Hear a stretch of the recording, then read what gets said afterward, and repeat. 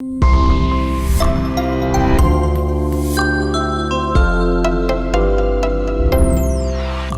vous le savez, depuis notre arrivée à la tête de l'Agence congolaise de presse, nous avions cherché à ce que l'ACP puisse retrouver les lettres de sa noblesse. Comme vous le savez, c'est l'ACP qui avait commencé à publier les résultats des examens d'État depuis la première édition qui avait eu lieu en 1967.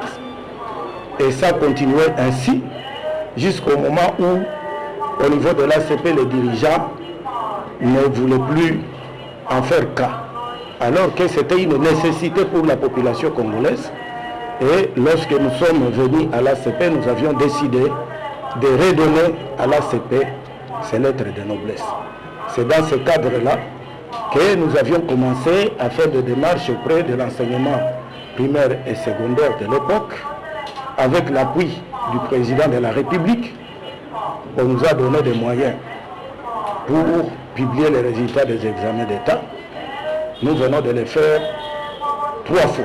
Donc cette année, c'est la 3e fois depuis que nous sommes à la tête de l'ACP. Donc il y a 3 ans que nous sommes là et c'est la 3e édition que nous sommes en train de publier. Donc nous nous sentons à l'aise parce que le président de la République avait prôné la gratuité de l'enseignement. Et l'ACP s'inscrit dans cette ligne de conduite du président de la République pour que tout enfant congolais ne doit débourser aucun sou pour avoir ses résultats. Comme on le fait à l'école primaire. Aujourd'hui, la gratuité, nous aussi à l'Agence congolaise de presse, nous accompagnons le chef de l'État dans ce sens-là, en mettant à la disposition de la population congolaise les résultats des examens d'État sans débourser un seul sou. La raison de notre présence ici, c'est d'annoncer à la face du monde que l'ACP va publier les résultats des examens d'État au niveau de son site internet et au niveau d'un bulletin spécial examen d'État. Donc, le permanent de l'ACP qui se trouve dans les coins et les recoins de la République démocratique du Congo vont récupérer les colis des bulletins de l'ACP pour les mettre à la disposition des universités, pour les mettre à la disposition des coordinations provinciales ainsi que des divisions provinciales de l'enseignement primaire, secondaire et technique. L'ACP a migré dans le cadre de ce que nous appelons aujourd'hui les multimédias. Et lorsqu'on parle de multimédia, vous allez trouver ce qui est électronique, ce qui est texte, ce qui est son. Donc personne ne va se plaindre. Mais au niveau de l'ACP aujourd'hui, nous allons mettre ça sur le site internet, comme je viens de le dire, ainsi que dans les bulletins spéciaux des examens d'État. Et ceux-là seront distribués gratuitement dans les universités, dans les coordinations et dans les divisions de l'enseignement primaire, secondaire et technique. Il y a un support papier. Ce qui se trouve dans les ordinateurs, ce n'est pas n'importe qui peut les visiter, mais un étudiant ou un élève, les coordinateurs ou même les recteurs des universités, ils peuvent consulter facilement les bulletins de l'ACP qui constituent, entre autres, le palmarès ou les annuaires des résultats des examens d'État. Donc l'ACP a pris cette option. Il y a une question qui m'a été posée ici. Qu'est-ce que nous avions pu faire pour en arriver au multimédia? Donc, comme toute agence de presse du monde, si vous n'êtes pas dans les multimédias, donc le son, l'image et le texte, vous n'êtes nulle part. Nous devons nous mettre au diapason de toutes les autres agences pour faire un bon travail. Rappelez-vous qu'à un moment donné, l'ACP utilisait les textes, utilisait les telex. C'est comme ça qu'on nous appelait l'agence télégraphique nationale. On a quitté les telex pour maintenant utiliser les ordinateurs.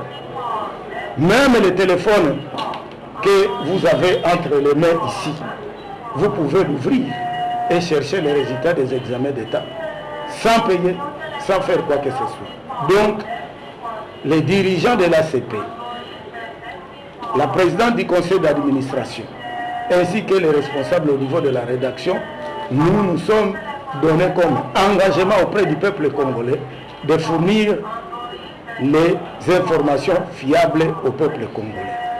Comme vous le savez, à un moment donné, on avait complètement oublié l'agence congolaise de presse et nous étions à la queue. On ne parlait même plus de nous.